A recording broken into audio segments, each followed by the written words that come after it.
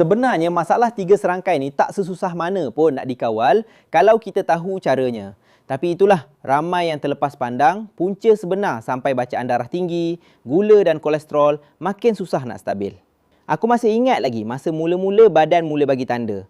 Mula-mula ingat penat kerja biasa. Tapi lama-lama kepala selalu berdenyut, belakang leher rasa tegang, badan cepat letih. Dan bila pergi cek, rupa-rupanya bacaan darah tinggi, gula dan kolesterol semua dah mula naik.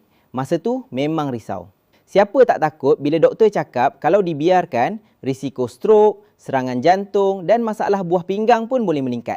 Nasib baik aku jumpa jus Ratu Pari. Apa yang buat aku yakin, jus Ratu Pari menggunakan ekstrak bunga maharani bersama campuran herba terpilih.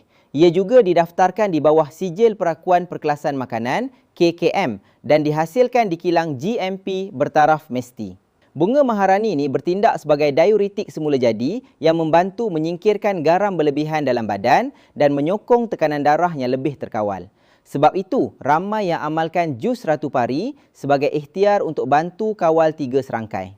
Lepas aku amalkan secara konsisten, kepala dah kurang berdenyut, belakang leher dah tak setegang dulu dan badan pun rasa lebih bertenaga.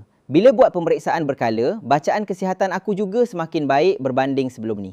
Baru aku sedar, 3 serangkai ni jangan tunggu sampai jadi lebih teruk baru nak bertindak. Kalau korang pun tengah mencari ikhtiar untuk bantu kawal darah tinggi, gula dan kolesterol, cuba tengok jus Ratu Pari dekat beg kuning. Sekarang tengah ada promosi diskaun 50%. Jangan lepaskan peluang ni.